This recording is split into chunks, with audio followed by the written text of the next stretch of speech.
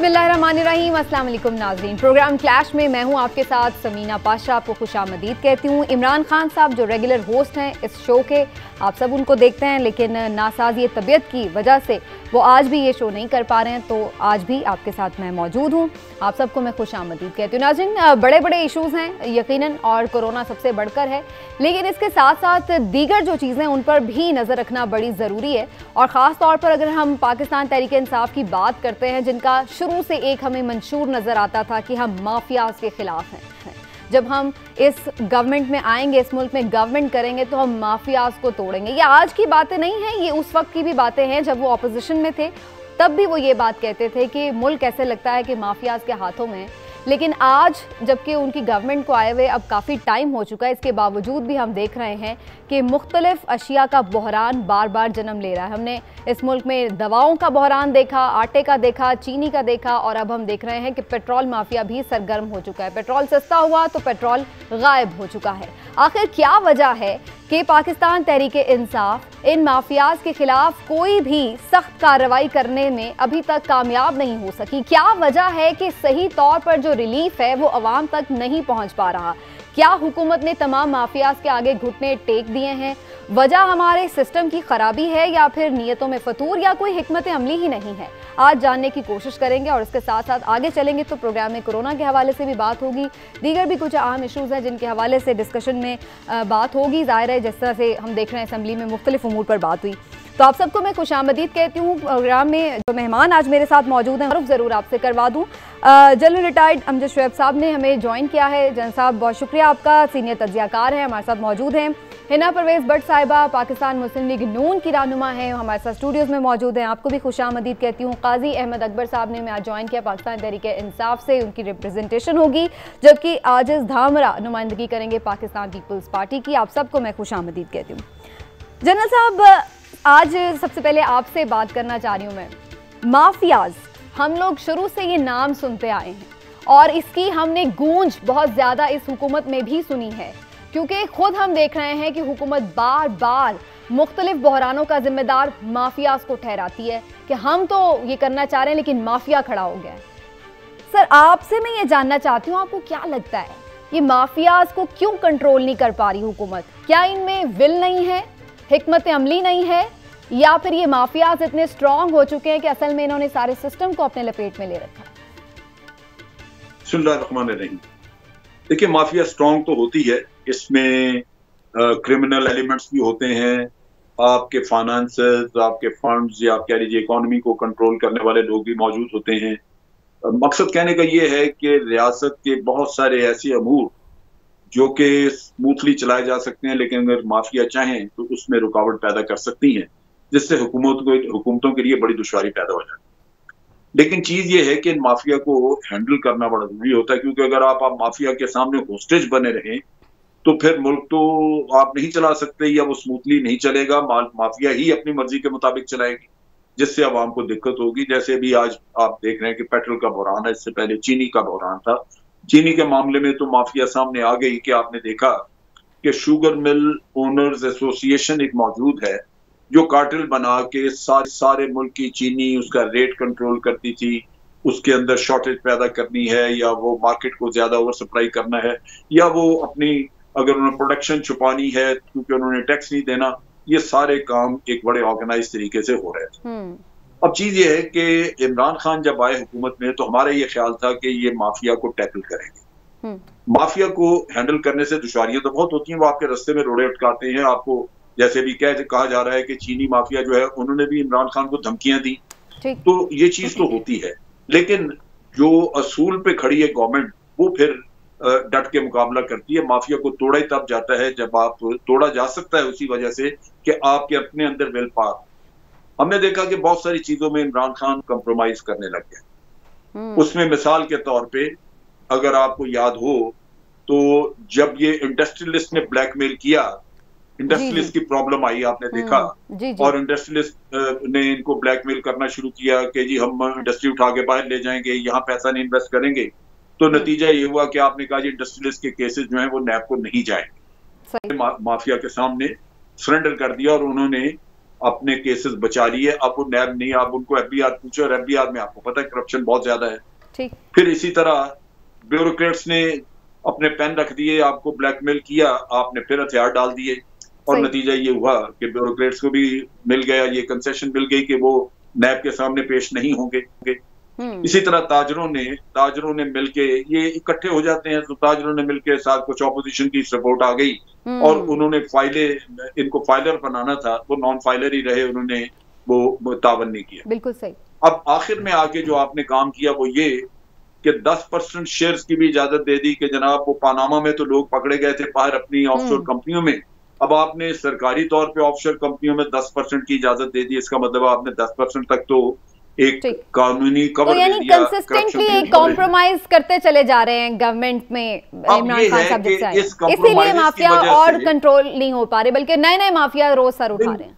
बात यह ना कि जब माफिया को ये पता लग जाता है कि आप कंप्रोमाइज हो जाते हैं या आप माफिया के सामने हथियार फेंक देते हैं, तो फिर दूसरी माफिया जो है वो ताकत पकड़ती हैं, वो आपको उसी तरह ब्लैकमेल करते हैं। तो नतीजा ये है कि आज पेट्रोल वाले भी आपने कीमत कम की, वो खड़े हो गए। बिल्कुल तो ये वो चीज है कि आपको पहले दिन ही इनको स्पेस नहीं देनी चाहिए थी। जनरल साहब, मैं आपकी तरफ दोबारा भी आती हूँ। बिल्कुल, मैं जरा बाकी मेहमानों को भी इस पे जरूर इनकी राय लूंगी, है ना। आज हम इनको भी सुन रहे थे, शहजाद अकबर साहब को, और वो कह रहे थे कि जो शुगर कमीशन की रिपोर्ट आई है उसके बाद जो सिफारिशात है उसके तहत अब रिकवरी भी शुरू हो जाएगी। नैब ने अभी तक वैसे आप लोगों से तो कोई रिकवरी नहीं की और ना कर सकी, आपको लगता है ये शुगर माफिया से रिकवरी हो सकती है? देखिए, आपने स्टार्ट किया माफिया पे, बहुत अच्छी पॉइंट। मैं वो कह रही हूँ, ये पहले वज़ीर आज़म है जो जिस चीज़ पे नोटिस लेते हैं ना वो चीज़ महंगी हो जाती है। जब उन्होंने आटे पे नोटिस लिया, आटे की प्राइस इंक्रीज़ हो गई। शुगर पे नोटिस लिया, उन्होंने शुगर की इंक्वायरी कमीशन स्टार्ट किया, और उस इंक्वायरी कमीशन के बनने के बाद भी शुगर की प्राइस जो है वो 20 रुपये बढ़ी, और अभी भी अगर आप प्राइस देखें तो 90 रुपीज़ पर किलो है। ठीक है। आप इससे पहले देखें कि मेडिसिन की प्राइसेस इंक्रीज हुई, मेडिसिन पे इमरान खान साहब ने नोटिस लिया, प्राइसेस उधर ही रही।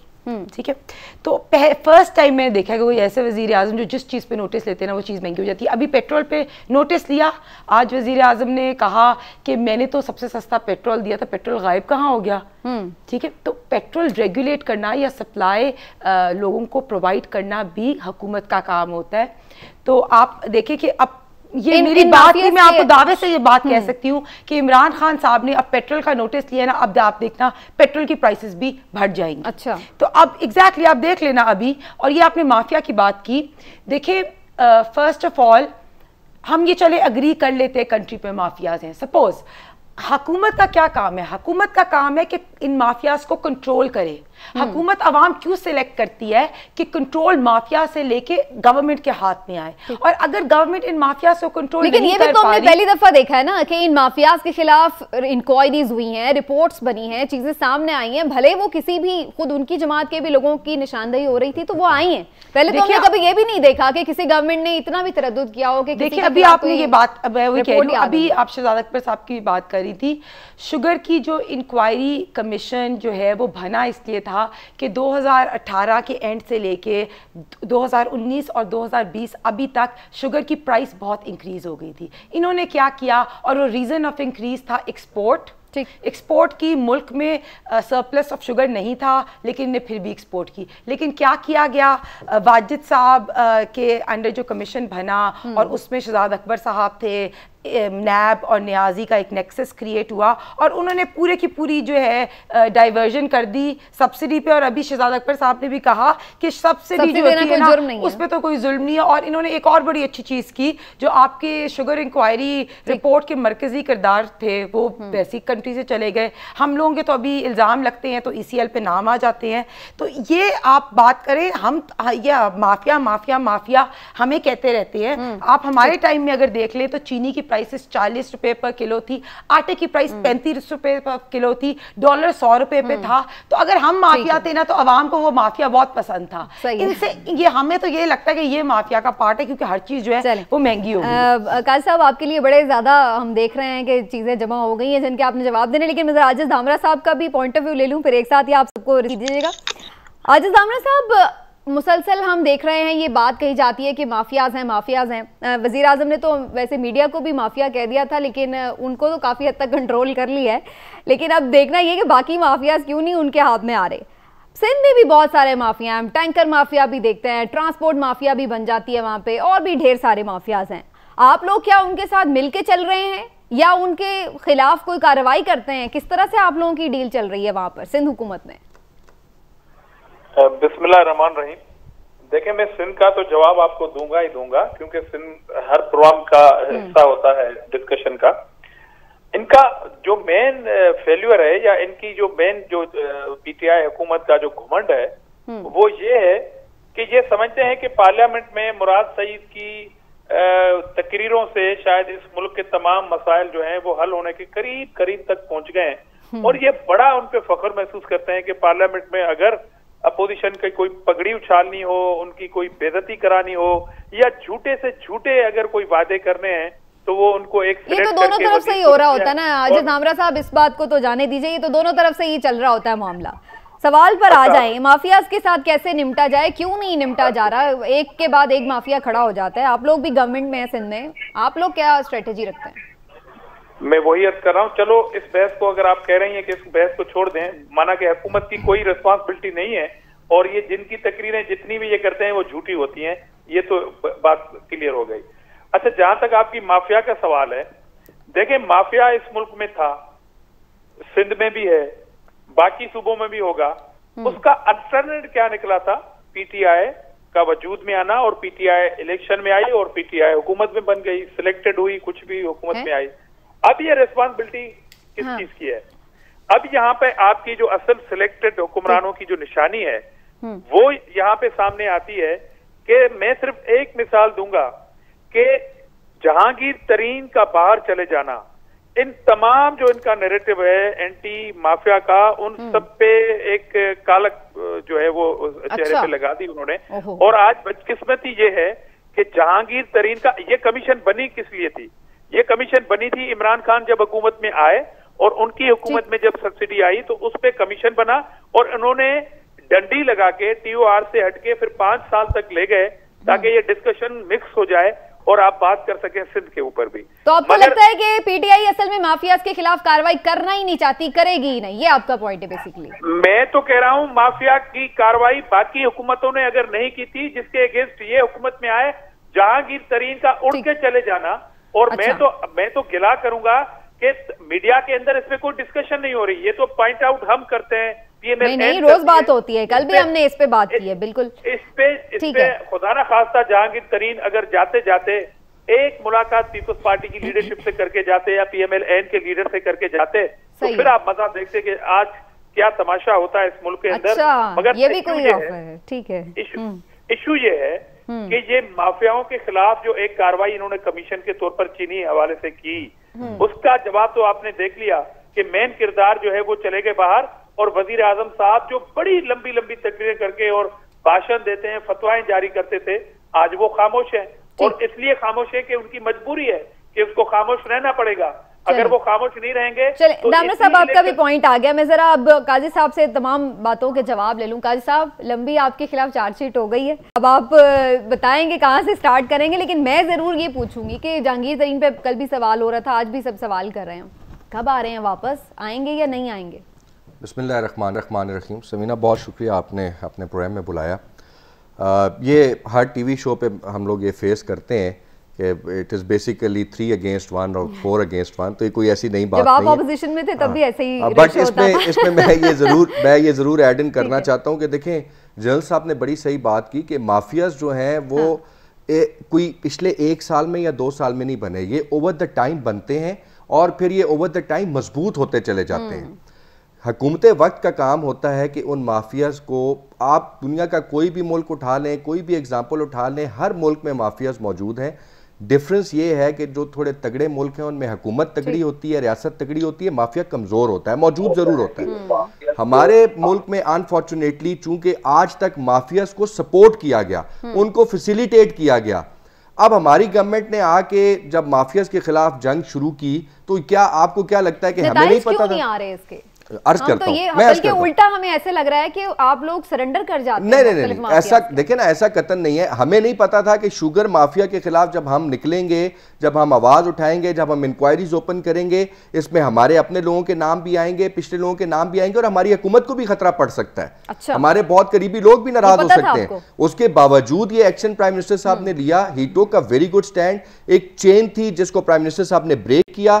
वो चेन ब्रेक होने के बाद देखें, आप ये ना करें इस मुल्क में जहां पे लोग बिलियंस की करप्शन करके अदालती फैसलों और अपनी सेहत के बहाने बनाकर और उसकी साए में बाहर जाकर बैठ गए। इस कमीशन की रिपोर्ट को तो सब दाद दे रहे हैं, हम इस पे तो कोई इख्तिलाफ ही नहीं कर रहे। इंक्वायरीज भी होनी चाहिए, पब्लिक भी होनी चाहिए। तो यही है समीना कि इसका मतलब ये है कि हुकूमत ने एक्शन लिया। नताइज जब तक नहीं आएंगे, जब तक कि उनकी रिकवरी ना हो और वो लोग जो इसमें मुलव्वस थे उन्हें सजा ना मिले, और सजा वाले लोग अगर बाहर चले जाएंगे तो लोग कहेंगे आपने उन्हें सेफ पैसेज दे दिया। हाँ, अब देखें ना, 90 डेज का टाइम प्राइम मिनिस्टर साहब ने दिया है उन इदारों को जो कि रिपोर्ट करते हैं फेडरल गवर्नमेंट को, जिसमें FBI मौजूद है, जिसमें FIA मौजूद है, और उनको ये कहा गया है with a very clear ambit, with a very clear direction कि आपने रिकवरीज करनी है 90 डेज के अंदर।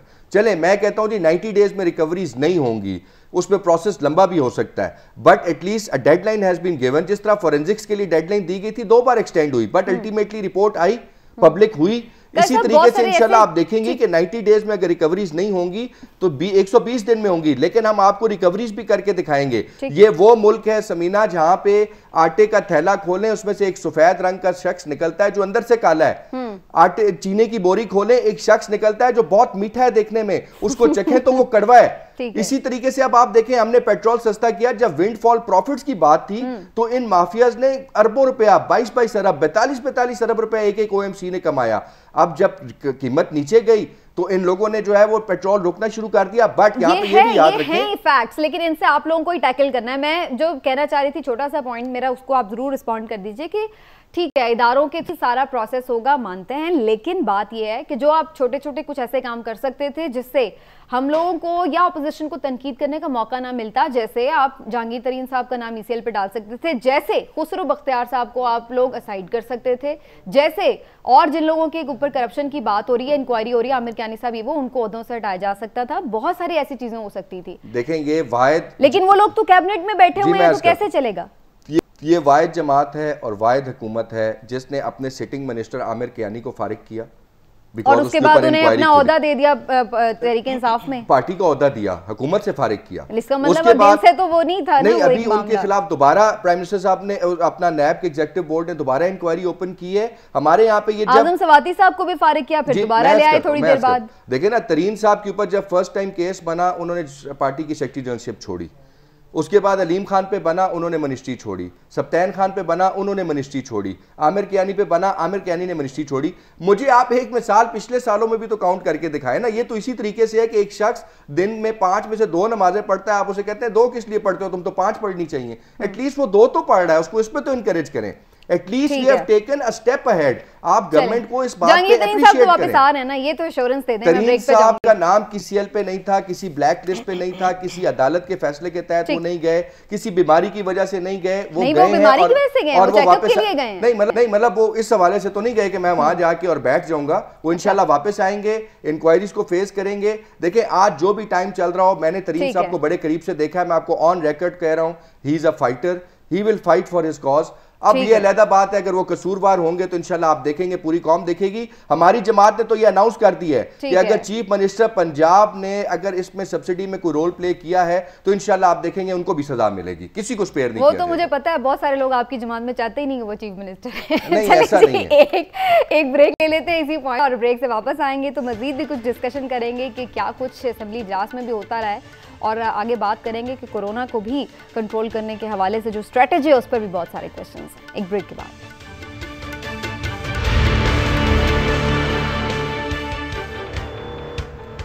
वेलकम बैक नाजरीन। बात हम कर रहे थे मुख्तलिफ माफियाज के हवाले से, और यही लग रहा है कि फ़िलहाल तक तो इनको नकेल डालने में हुकूमत को काफ़ी ज़्यादा मुश्किलात का सामना करना पड़ रहा है। वी होप कि आगे चलकर सूरत हाल बेहतर हो। लेकिन एक और चीज़ है जो कि मुसलसल हमें, जब से PTI की वफाक में और सिंध में ज़ाहिर है पाकिस्तान पीपल्स पार्टी की गवर्नमेंट है, तो एक नोक झोंक, एक चपकलिश मुसलसल चल रही थी और उसको कोरोना ने बहुत ज़्यादा बढ़ावा दे दिया है। बात बात पर हम देख रहे हैं कि सिंध और वफाक आमने सामने खड़े नजर आते हैं। कभी वो आईजी का मामला हो, भले वो 18वीं तरमीम एनएफसी वार्ड का मामला हो, कभी अब हम देख रहे हैं कि कोरोना के ऊपर डिफरेंट हिकमत अमली की बात हो, लेकिन मुसलसल ये एक चीज़ है जो कि देखने में आ रही है। ये कितनी संगीन है? क्या सिर्फ महज सियासत के लिए ये हो रहा है या वाकई कोई रियल इश्यूज हैं सिंध के जो कि वफाक एड्रेस नहीं कर रहा, या सिर्फ सिंध कार्ड खेला जा रहा है पाकिस्तान पीपल्स पार्टी की जानिब से? इसके हवाले से बात करना बड़ा ज़रूरी है। और आज ख़ास तौर पे मैं ज़रूर ये मेंशन कर दूं कि मुराद अली शाह साहब ने जो गिले शिकवे किए हैं, जो बातें बताई हैं, जो इल्ज़ामात भी लगाए हैं, वो इंतहाई संजीदा। वो कहते हैं सिंध को तो ऐसे इस्लामाबाद की कॉलोनी समझ लिया गया है। और भी उन्होंने बताया है कि किस तरह से उन्हें एक अहम इजलास इक़्तिसादी काउंसिल का जो होना था उससे भी दूर करने की कोशिश की गई वगैरह वगैरह। और उसके अलावा जो कोरोना के सारे एपिसोड में आप देखते रहे शिकवे, वो अपनी जगह। आजिज़ धामरा साहब से ज़रा बात करते हैं और मज़ीद उनसे जानते हैं। आजिज़ धामरा साहब, आप लोगों को किस बात पे लग रहा है कि वफाक जो है वो आप लोगों के साथ ठीक से डील नहीं कर रहा है? कोरोना के मामले पे तो हमने देखा है कि आप अपनी सारी जिम्मेदारी वफाक पर डालकर और वफाक अपनी सारी रुखाब की तरफ करके अपनी अपनी जिम्मेदारियों से बरे-ज़िम्मा हो जाता है। लेकिन मुराद अली शाह साहब जो आज बातें कर रहे थे वो बड़ी सीरियस नौयत की हैं कि ऐसे लग रहा है कि आप लोगों को बिल्कुल एक अलग थलग करके आइसोलेट किया जा रहा है। रियल प्रॉब्लम क्या है जो आपको फेस करनी पड़ रही है? देखें जी, पहली बात तो मैं इसका जवाब दे रहा हूँ। अभी मेरे भाई बात कर रहे थे कि हमने फलां को निकाल दिया, फलां को निकाल दिया, क्यानी को निकाल दिया। अरे भाई, आपने निकाल तो दिया, मगर आपने अल्टरनेट पोजीशनें भी उनको दी। इशू ये है कि जो लोग आप निकालते थे जिस इल्जामात में, उनको जो सलाखों के पीछे होना था वो आपकी काबीना के अंदर किसी ना किसी पोजीशन पे बैठे हैं। तो ये मुनाफिकाना जो तर्ज अमल है वो पूरी कौम जज कर रही है और माशाल्लाह कौम जो है वो बाशऊर है। और दूसरी बात, जो मेन माफिया है ना, वो है हुकूमत के झूठ। ये झूठ की माफिया जहां तक जगड़ के बैठी हुई है, इससे जब ये बाहर नहीं निकलेंगे इनको कोई माफिया ना नजर आएगी, ना किसी माफिया से लड़ सकते हैं। और जहां तक कोरोना के हवाले से सिंध के तहफुजात की आपने बात की, देखें डे वन से ये जो तोपों का रुख था ना, वो हमारी तरफ से जो पहली जो यहाँ से गई थी, जो मैसेज गया था, वो यही गया था कि आप हमारे हेल्थ मिनिस्टर हैं, आप हमारे प्राइम मिनिस्टर हैं, आप लीड करें। तो उन्होंने लीड ऐसे ही करना फरमाई कि उन्होंने अपने 2-4 वज़रा भेज दिए जो वफाकी काबीना के चारों सूबाई हुकूमतों में से कहीं नहीं गए। 3 सूबाई हुकूमतों में एक सूबाई हुकूमत के पास आए और उन्होंने यहाँ गुफ्तगू जो फरमाई वो आपके पास रिकॉर्ड का हिस्सा होगा। मुझे रिपीट करने की कोई जरूरत नहीं है कि लोग बाहर निकले और ये सूबाई हुकूमत लोगों को भूखा मारेगी।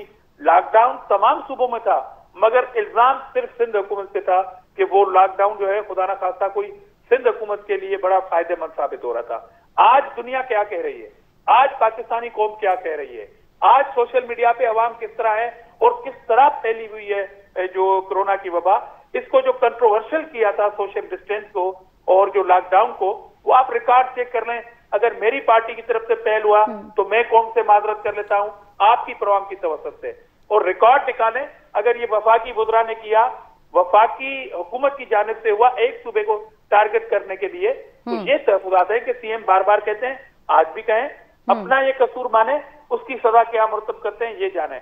मगर आप रिकॉर्ड निकालें कि मेरे चेयरमैन ने अगर पहल की और ये साबित हो जाए कि हमने पहल की है, तो मैं माजरत करने के लिए तैयार हूँ कौम से, इनसे। लेकिन मैं तो वही बात कह रही हूँ कि अगर आप लोगों को लग रहा था उसका फायदा हो रहा है तो आप कंटिन्यू रख लेते ना, क्यों नहीं आप लोगों ने कंटिन्यू किया? भले जो भी वफाक कर रहा था करने देते। बहुत अच्छा सवाल किया आपने, अच्छा हुआ कि ये बात पूछी आपने। देखें, मैं यही कह रहा हूँ कि आप इनके वफाकी वज़रा और इनकी जो सिंध की पार्टी है सारी पीटीआई और गवर्नर समेत इनके बयानात निकाल के मुझसे सवाल न करें, इनके बयानात निकालें कि अच्छा वो कुछ भी कहेंगे तो आप लोग अपना सही रास्ता छोड़ देंगे। मैं तो यही तो बात कह रही हूँ, वो कुछ भी कह रहे थे, आप लोगों को लग रहा था वो बेनिफिशियल है, आप कंटिन्यू रखते। मेरे कहने का मकसद ये है कि सिविल वॉर की तरफ लेके जा रहे थे। ये मतलब एक वफाकी हुकूमत ये कहे कि आपको भूखा मार रही है, कराची के अवाम को भूखा मार रही है और शहरों के अंदर जो है वो उन्होंने कैद करवा दी है, लोग निकले, हम लीड करने के लिए तैयार है, ये हुकूमत फरमा रही है। उससे किस तरह आप एक्सपेक्टेशन रख सकती हैं एक सूबाई हुकूमत के लिए ये जरूरी हो कि वो अवाम को एसओपी पर अमल कराए? ये तो सिविल वॉर की तरफ, ये बड़ा आपने बड़ा इल्जाम लगा दिया है। मैं इसका बिल्कुल जवाब लेती हूँ। सिविल वॉर की तरफ आप कह रहे हैं कि ये लेके जा रहे थे? ओहो, मैं ये अभी नहीं कह रहा, हम तो उस दिन से कह रहे हैं कि सिविल वॉर की तरफ वफाकी हुकूमत लेके जा रही थी। ये तो हमने बार बार कहा है। ठीक है, आपका पॉइंट ऑफ व्यू आ गया, मैं इसका जवाब बिल्कुल अभी लेती हूँ काजी साहब से भी कि आप क्या जा रहे थे सिंध को इस तरह से टारगेट करके। लेकिन अमजद शुएब साहब से मैं थोड़ा सा इसके सारी अंडरस्टैंडिंग ज़रूर लेना चाह रही हूँ, एक तज्जियाकार जो एक न्यूट्रली सारी चीज़ों को देख रहे हैं। अमजद शुएब साहब, आपको लग रहा है कि आपस में चूंकि दोनों जगहों पर यानी वफाक में, सिंध में मुख्तलिफ जमातों की हुकूमत है, तो ये सिर्फ सियासत करने के लिए इस तरह एक दूसरे पे इल्जामात लगाते हैं ताकि जो अपनी नाकामियां उन्हें कवर कर लिया जाए। क्या आपको लगता है कि वाकई कोई इतनी ज्यादा ये संगीन सूरत हाल बन चुकी है सिंध वर्सेस फेडरेशन?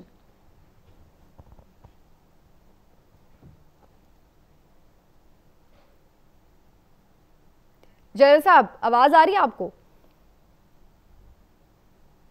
देखिए, बात यह है, मेरी आवाज आ रही है आपको? जी कंटिन्यू कीजिए सर, आ रही है आपकी आवाज।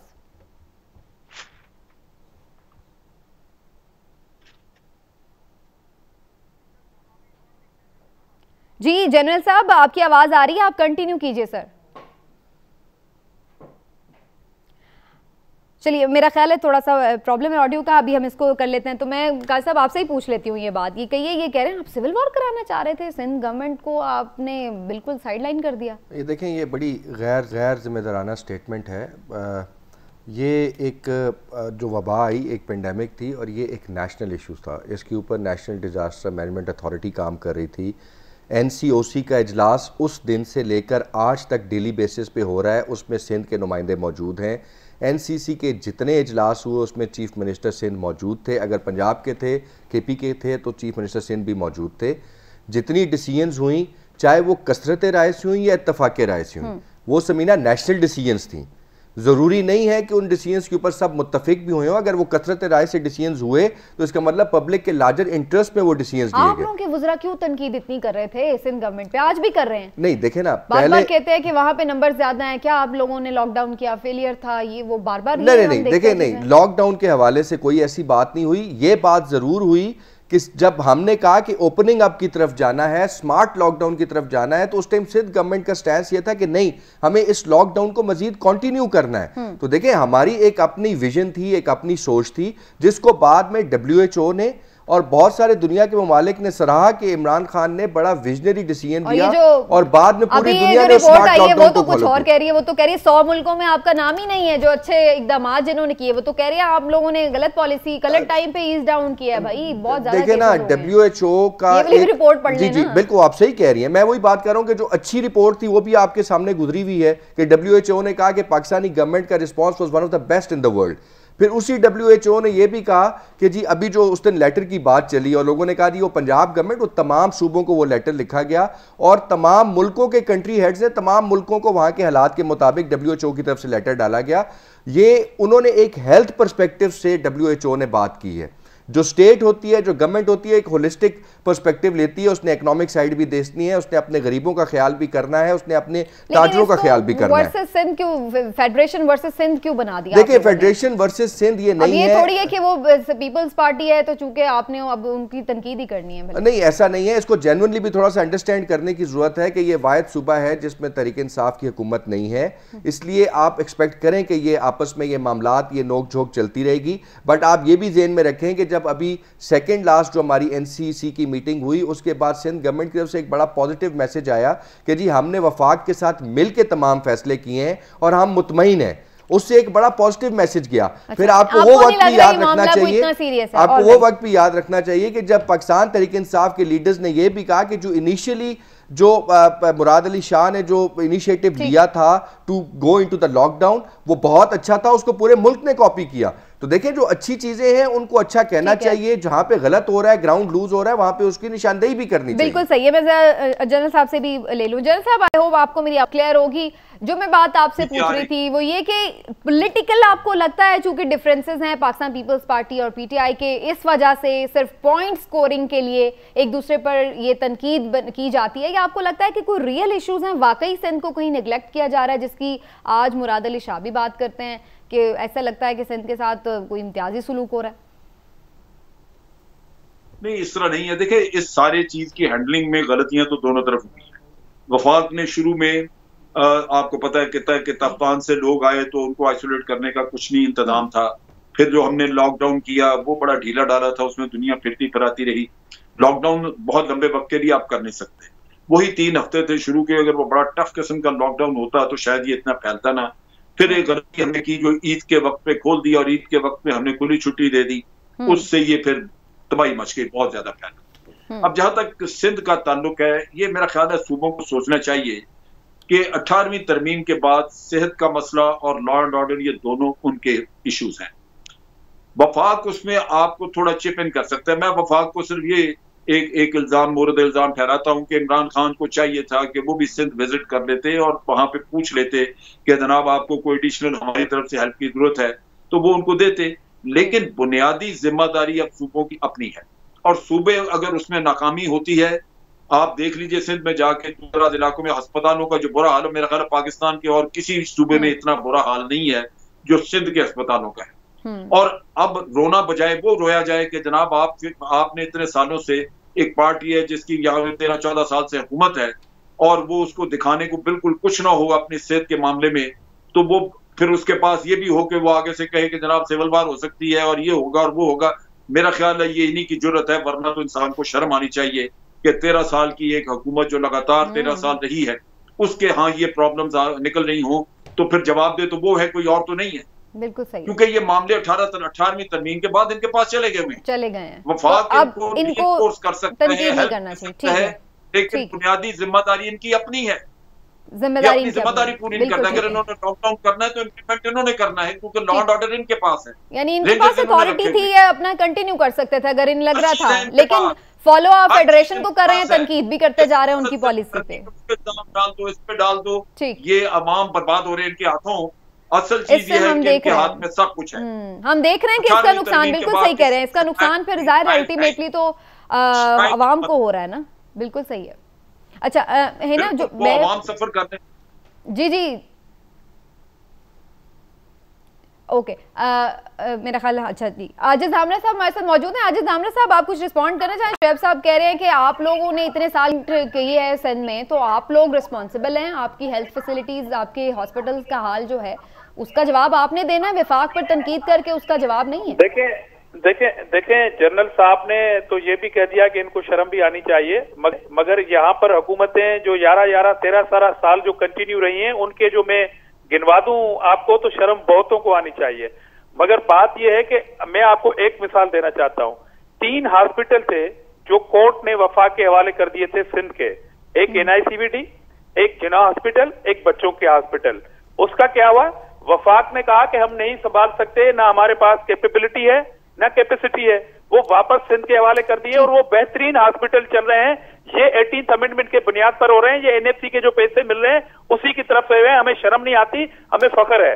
बाकी जनरल साहब ने कहा कि सिंध में सूरत हाल सेहत की खराब है, बाकी पूरे पाकिस्तान में अच्छी है। तो सोशल मीडिया में जो लोग रो रहे हैं हॉस्पिटलों के हवाले से तमाम सूबों के अंदर, अगर जनरल साहब उसको अप्रिशिएट करते हैं तो इनकी मर्जी है, बिल्कुल किया जाना चाहिए। मैंने तो आपको 3 हॉस्पिटल्स की मिसाल बताई है कि आज भी ट्रांसप्लांट जो फ्री ऑफ कास्ट होता है वो गंबट के इंस्टीट्यूट में हो रहा है, वो सूबे सिंध में है, वो KPK के अंदर नहीं है।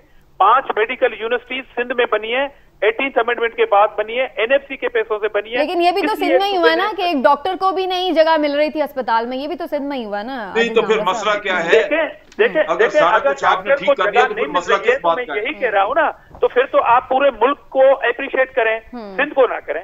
आप पहले एक जुर्रत पैदा करें कि बाकी तीनों सूबों के छोटे बड़े हॉस्पिटल्स को खराज तहसीन पेश कर दें।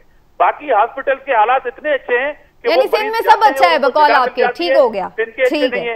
ये पाकिस्तान है मेरे भाई। जनरल साहब तो कह रहे हैं कि अगर सिंध में सब इतना ही अच्छा है तो फिर परेशानी किस बात की है, मसला क्या है? तो तस्लीम करें ना, सरकार नहीं कर रहा, आप लोग इस बार। और गवर्नेंस के इशू पूरे मुल्क के हैं, ये सिंध का इशू नहीं है। मैंने आपको 3 हॉस्पिटल के नाम बताए, इनका जवाब ले लीजिएगा। मैं ले दूंगा जवाब ले लीजिएगा। क्वेश्चन मेरा पॉइंट ऑफ व्यू ले लें, आप आपस में क्रॉस क्वेश्चन इक्वल टर्न्स करें। सिंध वफाक चल असल में सिंध और वफाक चल रहा नाम है ना। मैं आपको बिल्कुल प्रॉपर टाइम भी देती हूँ, कोरोना पे आपका वो देना है बिल्कुल। और दैट्स ट्रू। और आप लोगों से वैसे भी समझना है ना कि आप लोगों ने भी ये मामला चलाया है जब आप लोग फेडरेशन में थे और सिंध गवर्नमेंट जो थी पीपल्स पार्टी के पास। यानी हाँ जनाब, इस पर मजीद भी बात होती है, लेकिन एक छोटा सा ब्रेक लेते हैं, वापस आते हैं तो फिर रिस्पॉन्स लेते हैं ब्रेक के बाद।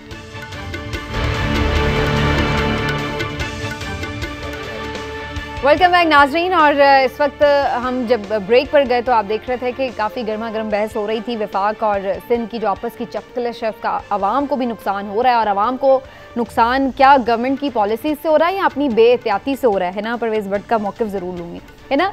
आपको क्या लग रहा है? अब तो ऐसा लग रहा है कि जैसे प्राइम मिनिस्टर साहब भी इस पॉइंट ऑफ व्यू के हामी है कि भाई हमने मास्क पहनना लाजमी करार दे दिया, SOPs बना दिया, आप फॉलो करें, बाकी हम नहीं बंद कर रहे। तो ये आवाम की अपनी बेहतियाती है या आप समझते हैं कहीं ना कहीं अब गवर्नमेंट कसूरवार है?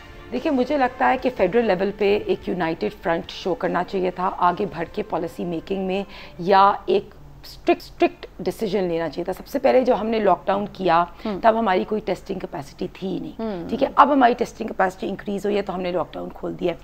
मुझे ये लगता है कि अभी पाकिस्तान में 1 out of every 4 cases is tested positive. आज के दिन में 5000 केसेस इंक्रीज हुए हैं। पाकिस्तान हांगकांग में से एक स्टडी आई है, एशिया में 4th नंबर पे आए हैं कि स्प्रेड कितना तेजी से इंक्रीज हो रहा है। और अभी आपने WHO आप सही बात करें 25% इस वक्त, अगर आपने WHO की भी रिपोर्ट की भी बात की तो उन्होंने भी डिक्लेयर किया है कि हम 10th रैंक पे आ गए हैं। WHO ने कोई रिकमेंडेशंस अपनी दी हैं, उन्होंने कहा है कि एटलीस्ट 2 वीक्स अपना स्ट्रिक्ट डाउन करें, अपनी टेस्टिंग कैपेसिटी एटलीस्ट एवरीडे 50,000 करें, और फिर जब आप ये 6 SOPs फॉलो कर लें तो लॉकडाउन खोल दें। लेकिन ऑब्वियसली हमारे जफर मिर्जा साहब उन्होंने कहा कि WHO की रिकमेंडेशंस हैं, हमने अपनी इकोनॉमी को देखना है। लेकिन फिर भी मैं अभी भी ये बात करूंगी कि हमें एक स्ट्रिक्ट डिसीजन लेना चाहिए था। अब हमारी टेस्टिंग कैपेसिटी इंक्रीज हुई थी, तो अभी अगर हम 2 हफ्तों का लॉकडाउन कर देते स्ट्रिक्टली और हम प्रॉपर SOPs फॉलो कर लेते तो शायद हम उसको कंटेन कर सकते थे। तो एक वो पॉलिसी रिस्पांसिबिलिटी आपको लगता है। और दूसरी चीज ये कि ताहिर शमसी साहब ने एक बड़ी अच्छी बात की, और ये मैं सब व्यूअर्स को भी ये अपील करूंगी कि जो लोग कोरोना से इन्फेक्ट हुए थे और वो रिकवर हो गए, वो प्लीज अपना प्लाज्मा डोनेट करें, क्योंकि इस प्लाज्मा डोनेशन से आप बहुत से ऐसे लोगों को सेव कर जान बचाई जा सकती है कि जो क्रिटिकल कंडीशन है। बिल्कुल सही है जी। का साहब, आप किसको रिस्पॉन्ड करना पसंद करेंगे? सिंध गवर्नमेंट के हवाले से जो बात हुई और जैसे अभी ना कह रही हैं आप लोग एक सही यूनाइटेड किस्म की पॉलिसी नहीं दे पाए। अच्छा, पहले तो मैं आपको अर्ज करता चलूं कि जो धामरा साहब ने बात की वो बेसिकली देवर 6 हॉस्पिटल्स जो कि वफाक को दिए गए थे, उसमें सिर्फ सिंध के नहीं थे, उसमें बाकी सूबों को भी हॉस्पिटल्स थे।